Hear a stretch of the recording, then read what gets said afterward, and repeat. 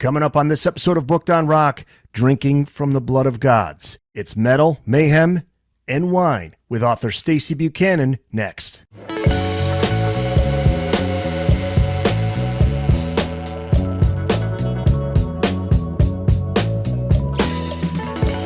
Welcome back to Booked on Rock, the podcast for those about to read and rock.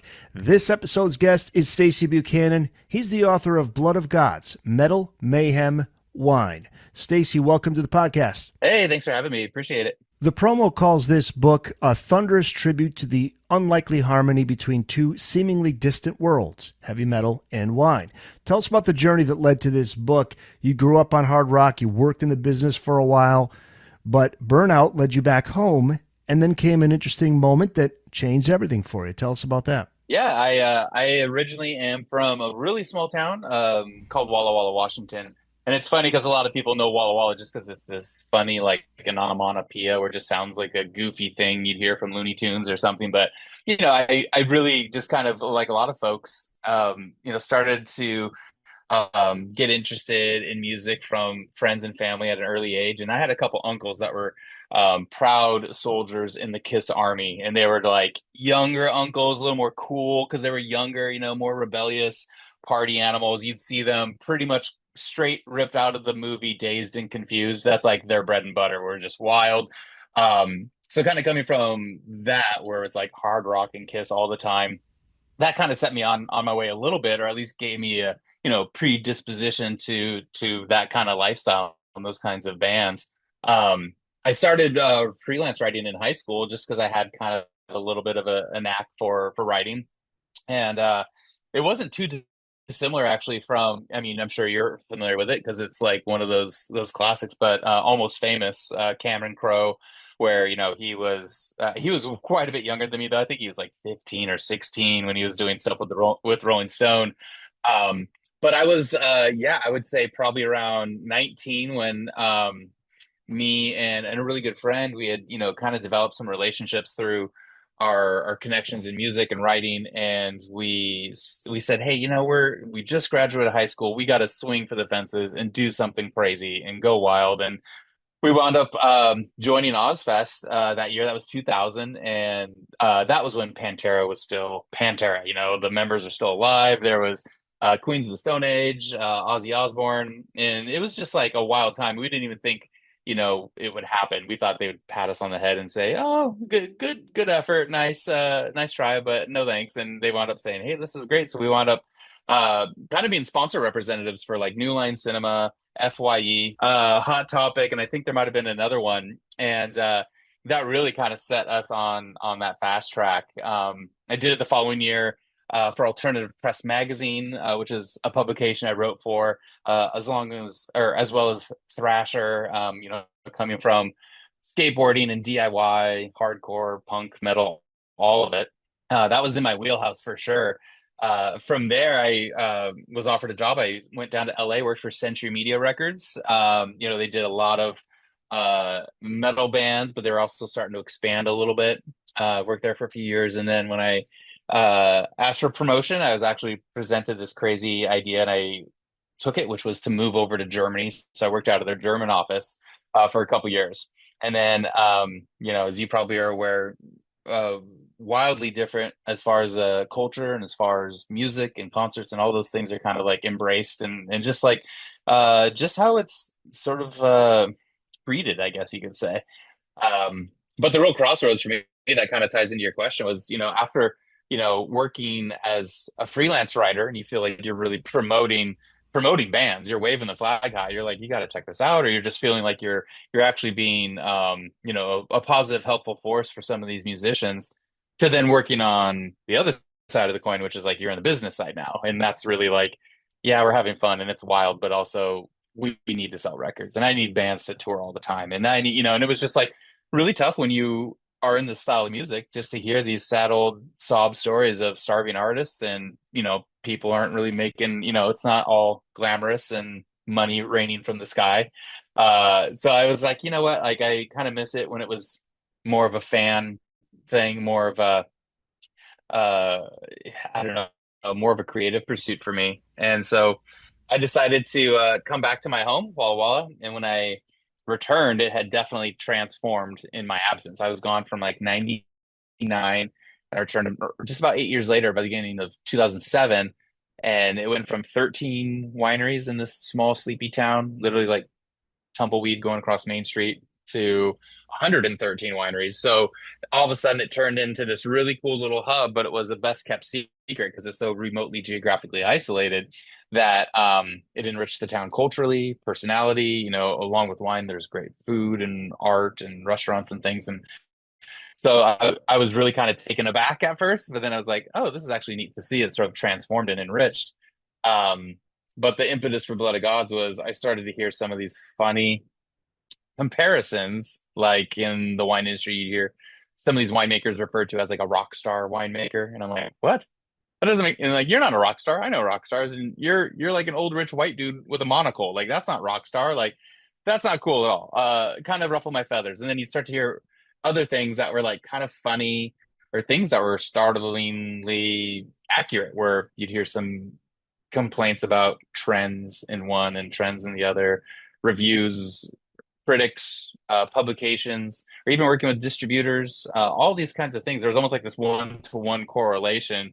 And at first, it might have just been, oh, it's a neat coincidence, but it kept coming wave after wave of these like instances and anecdotes of like, that's just like it is in the music industry. That's kind of funny. Or that behavior is something I've seen also when I was working for a record label, and on and on. So Blood of God started as me just taking the piss out of it and just kind of being funny and poking holes through it and saying, trying to have a sense of humor. I didn't want to be like a curmudgeon. I was just like, oh, this is funny. Because on the surface, I mean, and this, like, not everyone that's into metal is like a knuckle dragging denim leather bullet belts and spikes, and the other side of that's true too. Like, not all wine drinkers or people that are into wine are like old rich white dudes wearing a monocle or something. And I think once you get past that artifice, just that aesthetic thing, they're both really complete obsessives. Like, they're super fans. They have encyclopedic tendencies. They're collectors. They really like to nerd out about where was this produced, or who produced this, or, oh, remember that one, album, or the sophomore album. It's just like vintages of wine. So it kind of has a lot of interchangeable components, which I thought was really neat because it kind of helped you understand the other when you're using some of the language of the counterpart, where you're like, oh, I didn't think of it that way. And it just kind of seemed to grow from there, where people were like, oh, this kind of took the tension out of the room a little bit, or that elitism. Like, you're not cool enough, or like if it's someone's day one, they'd have an old head kind of browbeating them to see, if they were worthy of whatever, of admission. And so that always, you know, troubled me because, I'm a huge metalhead, and, you have people that are so territorial about it and so competitive about it. Or they just like to show off their knowledge. And, that's not, if you love metal so much, you got to really give back to it. You can't keep it exclusive. You're going to suffocate it. It needs oxygen, it needs new blood. And so, like, give it some air to breathe. And I kind of feel like that's sort of the direction Blood of Gods has gone since then, is kind of advocating, like, hey, don't forget, this should be fun. We should celebrate this. It's supposed to be enjoyable. It's not just like a measuring contest, like, hey, check out my vocabulary, or look at my collection, or, that's not it. You're missing the point. The book features original essays, interviews, full color artwork, amazing artwork, and wine recommendations from a lineup of iconoclasts, vintners, and metalheads. Tell us who you spoke to for this book. I know Maynard James Keenan is the big one. He's from Tool, Perfect Circle, Pussifer. He's in the book. Who else is in the book? I'm thinking off the top of my head, the ones that sort of jumped out to me that are in the musical realm is Greg Anderson. He plays in this band called Sun, but he's also maybe as well known for he's the head of Southern Lord Records. They do more like sludgy, southern doomy stuff, avant-garde kind of stuff. In the past, there's also been like Cradle of Filth. Have an interview with Danny. He was the vocalist for Cradle of Filth in there. And in the past, there's been others too, such as like Paul Mazurkowitz from Cannibal Corpse. He's their drummer.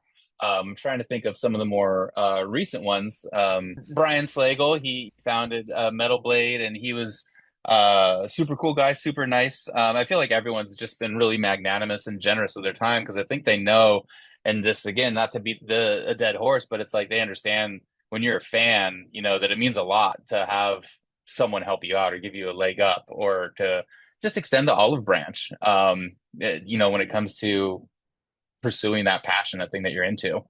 Yeah, it's been just so humbling in so many ways. Astrology is also part of this book. This is really cool. We learn which wine is best for us based on our sign, thanks to Emily Dunaway Henrik. So tell us about Emily. Also, we should give a shout out to the artist Colin Estrada, who he puts together a chalice for each sign in the book here, just to give you a little example of what that is like. But yeah, tell us about Emily. Yeah, so what we did, and this is where it gets like fun because it gets kind of geeky for me, is like, if you're into wine, this is probably nothing new, but if you're just kind of the layperson, like wine has a whole rainbow of different types of wine, different styles of wine, different types of grapes, and there's some biodynamic producers, meaning they work under the teachings of Steiner, who kind of really believed in having this closed loop with nature, where you're not killing nature, you're collaborating with nature, you're not stealing anything from nature, you're using nature's forces to kind of help you. And this could be anything, growing grapes, or it could be growing vegetables in your garden. And biodynamics, one of the things that's kind of fun with it is it actually does work with the celestial calendar. So when there's like full moons versus when there's other events, and this is where it tapers off for me into winemaker territory. So astrology does play a role in winemaking if you go to that degree of it, where you're really dialed into that specificity of working with nature. So Emily, she really is kind of a unicorn for me because she's super into wine. She's really into heavy, crazy tunes. And she's actually come to, I do an annual event every year called the Merrymaking. It's here in Walla Walla. She's been a couple times now. She's a total trooper coming over from North Carolina. But the cherry on top is, yeah, she's way into astrology. So she's able to really know what these different signs are. And it's almost like a synesthesia thing where she knows, like, this wine is, a color, or this wine has a frequency or a vibration. It kind of feels like this is the astrology sign that it aligns the most with, and she would say why. So it's kind of fun. It's also one of those pseudoscience things where it's like, if you have a sense of humor and you have an open mind, you'll have fun with it. If you're dogmatic and you're trying to be the fun police, then you might as well just keep flipping pages. There's also an interesting piece in the book written by Will Farley. It's titled Metal Moments in Wine, Myth, History, and Practice. The first entry is on the birth of Dionysus, god of wine and ritual madness. This is really cool. Talk about this chapter. Will's a writer, and he works in food and beverage and hospitality in New York, and he's contributed a couple times.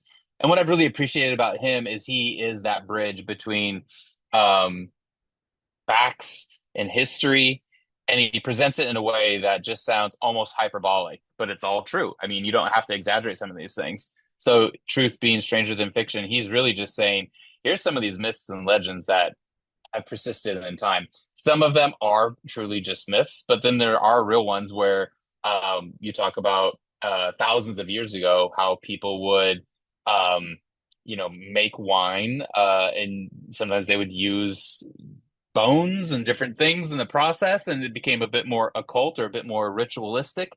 So it's fun because he gives you essentially, I think it's like four or five of these, deep dives into history about when in wine's past has it really shown you how metal it can be and how brutal or crazy or just esoteric.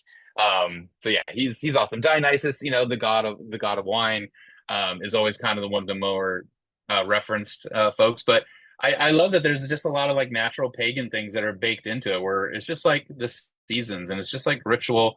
It's just like in anything where you talk about harvest and things that happen in a cyclical nature in the year, and you just kind of really give a little special credence or reverence to those times when, hey, the field is fallow, or hey, we're going to harvest, and in making that a moment to say cheers, let's like celebrate what nature's given us. Maybe my favorite part of this book is the Yeah. chapter titled Spells, Spirits, and Sips, a magical guide to wizards, witches, and wine. And they have all the famous wizards in this, like Gandalf and Merlin, Maleficent? That's kind of a good example of like in this book, like I said at the beginning, it's kind of a greatest hits of like the publication to date, but also we wanted to give something to people that had followed it for a while. So there's new and unreleased material in there, and that's one of them, which is we had five, I think it was four or five master sommeliers contribute to these different wizards, witches, warlocks, like what wine are they drinking and why? And what's fun, if you're not aware, is Master Somms. It's the highest level of attainment in wine, where I think they just awarded a handful of others this distinction, but there's like approximately, let's say, 250 in the world that have been able to do this. And that's in the last 50 years. So in the last 50 years, only 250 people have been able to like do this thing. It's just so advanced. It's so off the charts. It's basically like having like an astronaut or some nuclear physicist or nuclear submarine captain like weigh in on my little fun rinky dink book or my zine. So I'm just like over the moon that they're like into it. But I think they also understand that this is for fun. This is for pure fandom. We want to enjoy this stuff. We want to like we basically got the tiger by the tail. We got the creme de la creme, like these people that operate the highest level of wine to have fun, let their hair down, actually tell you, hey, what's Saruman drink? What's in his cup? Or like, what about I forget who else. Gandalf, of course, he's in there. I think there's also Maleficent, Dumbledore, the Baba Yaga. What are those guys and gals drinking? But also more importantly, like why is it them? And it kind of fits with their personality, let's just say. So if you read the book, you'll be like, oh, well, this is why. I think a couple of them made funny references, unbeknownst to each other, that like Gandalf was definitely down with smoking weed and Oh, yes. I pulled that quote. That was actually from Andrew Myers. He says, Gandalf is a straight up stoner, so I trust he's looking to get torn up and crash like a well fed hobbit, but he's also a classy bitch. and that's just like the reward for me in itself. It's like, oh man, it's like, I don't know. I'm trying to think of like a good analogy, like maybe in sports or something, where it's like, you got this like MVP quarterback and he's going to give you the time of the day and just sort of like chew the fat with you about, oh yeah, let's have fun and, be goofy and creative. And I think a lot of people that read it, it just feels more real, or they can see that it's fun. And there's a chapter, What's So Punk About Wine? Tell us about this chapter and what kind of responses you got. I think the what's so punk about wine, the thing I like about it, you could make the case for is somewhat metal too, but I think the thing about punk is that it was the do it yourself mentality. Like the anyone can do it. If where there's a will, there's a way. If you really like this thing, there's sort of that spirit of like, for me, punk is like questioning the status quo. It's challenging authority or challenging conventions. Punk rock to me is also like anyone can do this, not just like older people, not just white people, not just it's anyone can do this. And so I love that like some of the newer wineries, I should say, have that punkiness to them where they're like, we're gonna say who dares wins, and we're gonna try this thing out, and we're gonna like kind of shirk convention a little bit because we've always wanted to try wines that were made in this style or made in this way or using certain techniques. And so I loved when I was hearing more and more people, and that's why I had that section in the book there, how they've been doing things a little bit that have been edgy or frowned upon, and come to find out they were maybe on the bleeding edge of the next trend because they were the ones that stuck their neck out. And to me, that's like being punk, is when you're not looking for permission, you're kind of like seeking your own truth and your own way forward. So that was like awesome, just to sort of see like I wasn't forcing a narrative, because sometimes in this book there's points where I'm like, oh, is this too heavy handed? Does it sound like I'm leading people? And that absolutely was not the case there, where people were over the moon to talk about what they took from punk and applied in the wine world in their experience. It was awesome. Stacy Buchanan is the author of Blood of Gods, Metal Mayhem Wine. You spoke with Brian Slagle. We mentioned this earlier, the founder of the legendary label Metal Blade. His taste and talent for finding crucial heavy tunes also crosses over into an appreciation for wine. He talks about how he became a lover of wine thanks to a meeting with the band Loudness. they ordered a few bottles worth over what $500. Yes, they asked me to try them. So yeah, that sounds like that was one of those cool things where I feel like if people just suspend disbelief and they're like, all right, here's some wine, just try it. Like, I actually didn't make this wine. You're not going to hurt my feelings, like, and the price next to it also that he mentions that same thing, that can almost be a complete power of suggestion moment, where he's talking like, oh, here's a $500 bottle of wine. Then you're probably predisposed to thinking like, oh, this is good and I should like this and this is really tasty. Come to find out, as he mentions elsewhere in there, and this is like important for anyone that's hearing this, is like trust your palate. Like, because I've had bottles of wine that are like $20, $25, $30 that are just like amazing, and I'm totally over the moon and totally happy, completely satisfied, and not left wanting at all. So it's definitely just like any art where what is the value? This is all subjective anyway. If we're talking about a painting or we're talking about an album, and so I kind of love that. To tie this all up with a bow, the punk thing of it is too is challenging the status quo. And that's kind of like, I think, one of those things that people think, oh, it's got to be expensive to be good. No, not really. So yeah, Brian kind of proves that point. You mentioned Maynard James Keenan. Let's go back to him again because that was a big get for you. Talk about getting an interview with him for this book. He was probably, I would say, like my my white whale, because he kind of is that perfect Venn diagram where it's like, all right, he's got one foot firmly in each camp, where wine and metal, or whatever you want to describe, or I don't want to be the genre police, but wine and heavy music, that's kind of his thing. And so interviewing him was a little intimidating, just because I knew that from talking to people that knew him or had interviewed him, because I think he's so, and I'm just kind of saying this out loud, unfiltered, but I think he's just really under a microscope so often, because he has so many diehard fans and so many obsessive fandom that they really are probably like punishing in a number of ways with their admiration. It's like geeking out about Tool, from the art to the music to its time signatures to all these little like details. I feel like it's probably what should I say, expected that he is a little bit more reserved, because he is so under that microscope. For me, interviewing him though, the one advice I was told is like, actually just like keep it to wine. Like don't you don't even need to talk about music that much, because he's been doing that for like decades and decades at that point. And so we just talked about music and kind of geeked out. And one of the commonalities is, he's in Arizona, which is very uh, um, uncommon in the wine world. But I love that that's kind of on the bleeding edge of the wine world. Where I'm from in Walla Walla has got a lot of similarities. It's like a hot, arid, drier climate. So we can kind of speak a little bit of the same language, because we're kind of in that same uh, climactic region as far as the ground, the minerals, the terroir, and that's kind of what he's dealing with. So we just talked about wine, and him and his wife. Well, I'd say especially his wife, because that's kind of how it came together.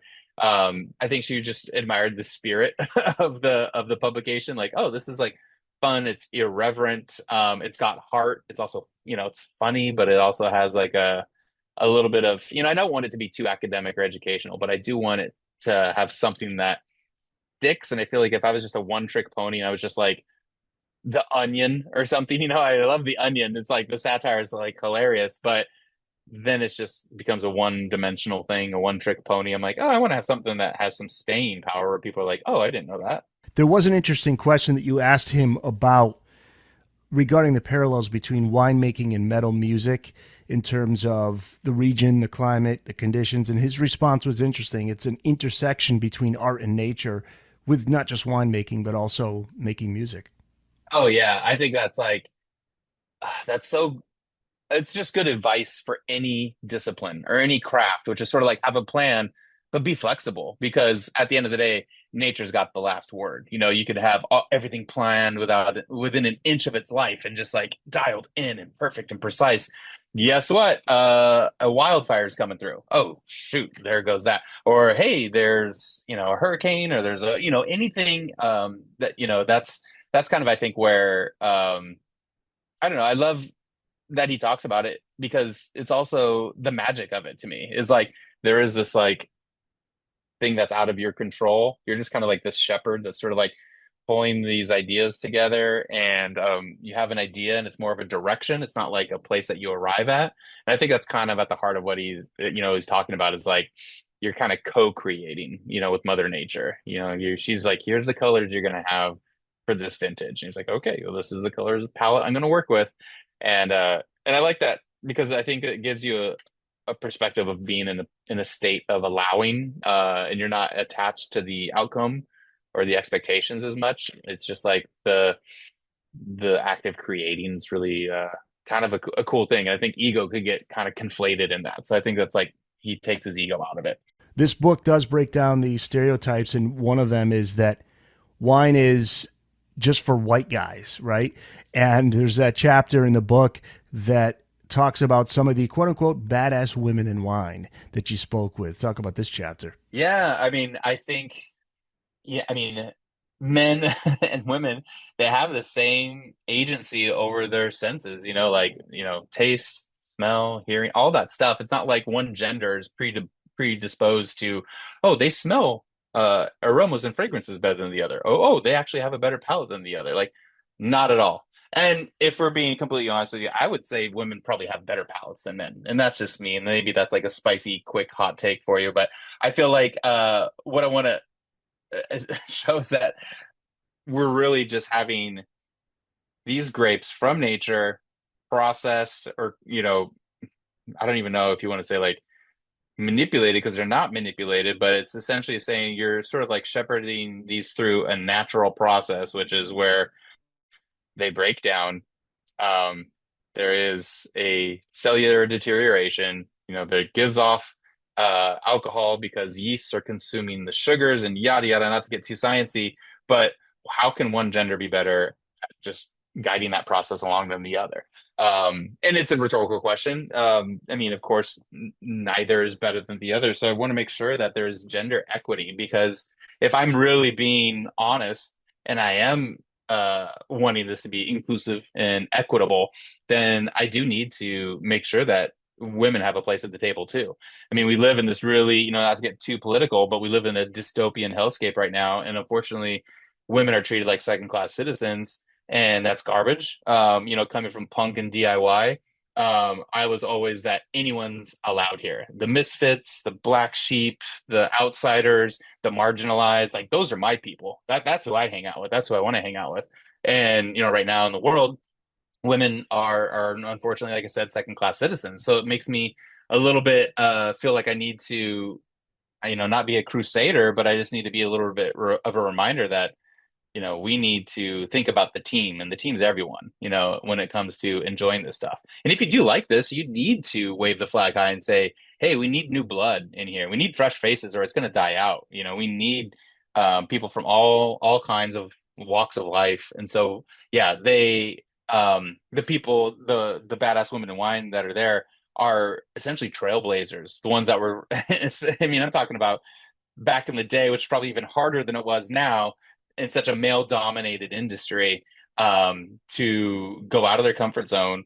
And maybe it's not even a comfort zone thing. It's like they just had the bravery to push the dial, or to say, hey, I want a spot at the table too.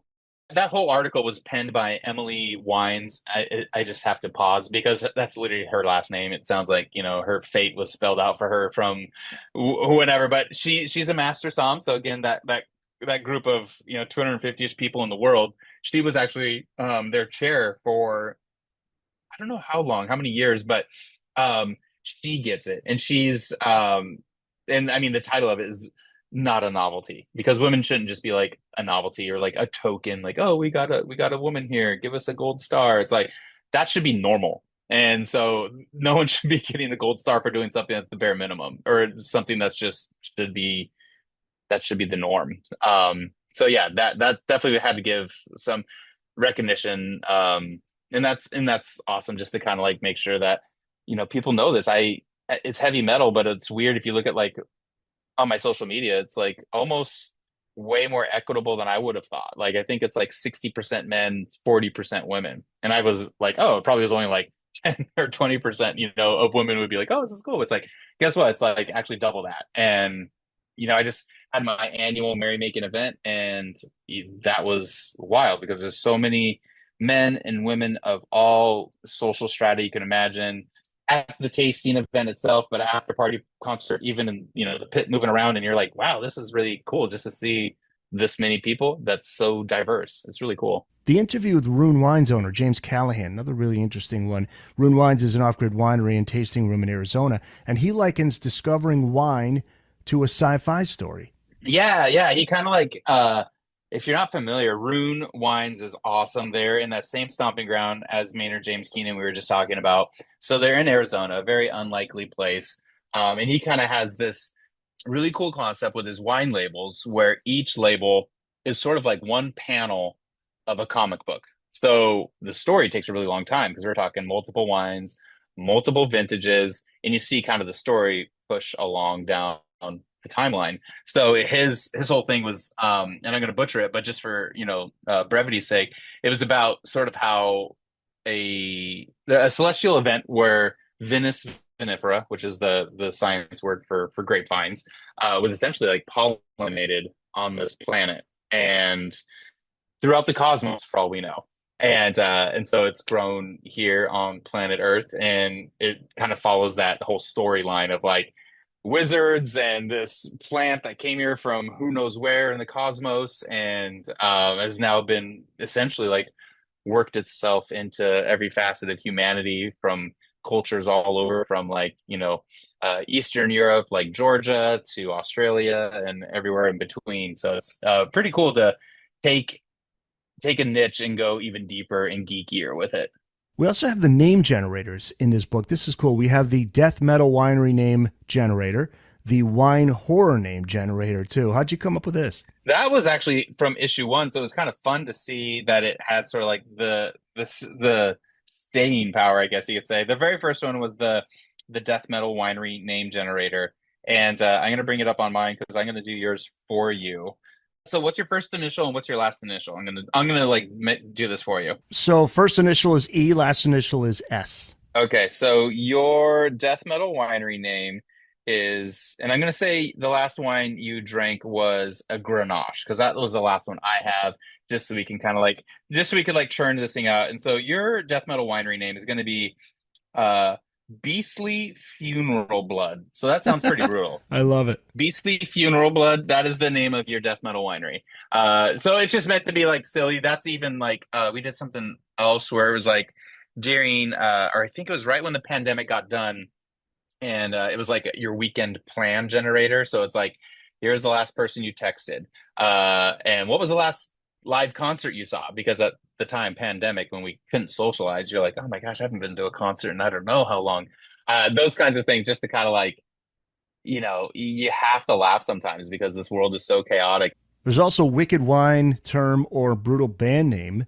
I love this one. The font also is the Iron Maiden font. Well, that's just kind of like to illustrate that, hey, some of this stuff, sounds brutal and it's actually like a wine term. So there's things like, I mean, some of these, because of, the nature of your show, people are going to be on it, but some wine people might not get a band name and some music people might not get a wine name. So when you hear things that are like, Maceration. That sounds like a brutal death metal band.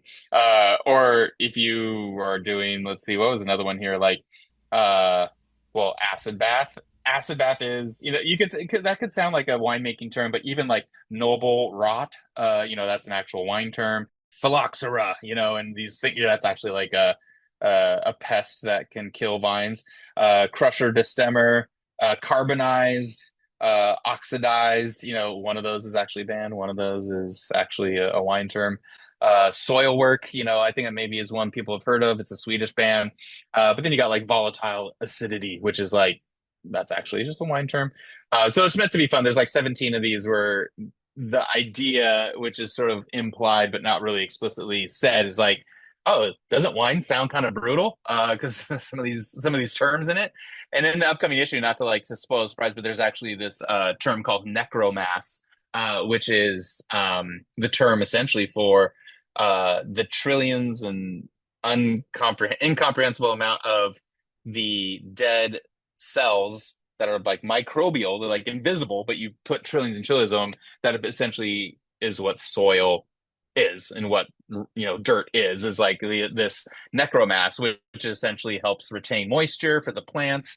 It kind of helps insulate them in a number of ways. So we have a soil scientist he goes really like fun, and he is essentially describing how these vines are sort of like this evil sorceress, and she's able to command these legions of cells and microbial entities. She will absorb them, and this is one of those truth is stranger than fiction things because it's all true, it's all science. But she'll absorb microbes through her roots, actually pull them through her vascular system. They give her nutrients. She'll spit them out and actually give them like a little biochemical armor, and then they go do her bidding again, and then come back to her. And just this crazy thing that scientists are finding when they're getting down to that really small microbial level, how roots talk to microbes, talk to fungus, talk to algae, and they're all that system that, isn't I wouldn't say it's the last frontier because I think a lot of people know about it, but we just don't know a lot about it and how those networks talk to each other and communicate and help each other. All right, so let's finish with, because sadly we lost Ozzy Osbourne this week. So let's talk about that because he is in the book here. We got a really cool illustration. There's a chapter called Metal Icons Pairing, and this is where you'll see a really cool drawing of Ozzy there, also with Lemmy. This is by Justin Moore, illustrations by Ryan Caskey. Talk about this one. Yeah, Justin Moore, he is the contributor that penned it, and he's one of the master somms. I think there's probably like about a dozen or so that I've worked with over the last 5 years. So the icons are Lemmy from Motorhead. You've got George Corpse Grinder Fisher from Cannibal Corpse, Ozzy, of course, and then Danny Filth from Cradle of Filth. And he kind of, based on their personality, based on their music, based on all that stuff, it's like, this is what I think they're drinking, and this is why I think this is what fits. For Ozzy, though, I mean, yeah, just hit me so hard, when he passed away recently. But Justin, he's kind of like your guide along the way. So he kind of decodes things. All this stuff sometimes can feel a little bit jargony, and so he kind of helps translate these ciphers. But yeah, so he says, though you may find the Godfather's likeness on a bargain bottle of blended California wine, I doubt the Prince of Darkness pops that cork. When dealing with years of overindulgence, one finds that less is more and quality is preferred to quantity. And he kind of goes on to talk about, Grand Cru Burgundy, which is like going to be Pinot Noir in his instance. He lists a certain area in particular that is like kind of like the creme de la creme, like the cream of the crop when it comes to Pinot Noir. But yeah, sometimes you can find a bottle like he mentions, like I think it was like for $100. But then sometimes you can find one if it's been aged for years or decades that could be in the thousands of dollars. Yeah, and I think I mentioned this before, we really started the interview, but in the preamble with Ozzy is kind of like larger than life. And even though I was young, kind of starstruck at the time, it was almost more out of like respect. You don't want to meet your heroes. Kind of feels like it would like break the spell a little bit or something. At that time, I was 20 and Jack and Kelly were about 4 or 5 years younger than me, which when you're 20, someone that's like 15 or 16, that's like, it feels like a really big gap. When you're older, 4 or 5 years is like nothing. But since they were the closest to us in age, me and the team I was with at the time would pal around like all the time, like kids would summer camp. Go to the mall. You just kind of be geeky, nerdy kids and hang out. And I probably only actually interacted with Sharon maybe like a dozen or so times, but I really love that she had that sweetness, like a mother bear, or like a mama hen, where like she would protect you and look out for her team and her crew, and like had that fierceness, but was always like so kind, like all the time. I just like really cherish those memories. I've seen her This was back in 2000. What was your assignment for that? 2000 and 2001. So for that, for the 2000 tour, I was a sponsor representative for essentially like a giant artist signing area. So when like Ozzy or a band like Incubus or Queens of the Stone Age would do autograph signing sessions, it'd be in this large area that was a conglomerate of New Line Cinema, Hot Topic, FYE, and I think one or two other entities that kind of shared this space, and it was like promoting like their new products or New Line Cinema, their new movies and different things like that. And it played host to when bands would do autograph signing sessions there. The next year, I did it for Alternative Press because at that point I'd been writing for them a while, and they just signed on to do the official program guides for each stop.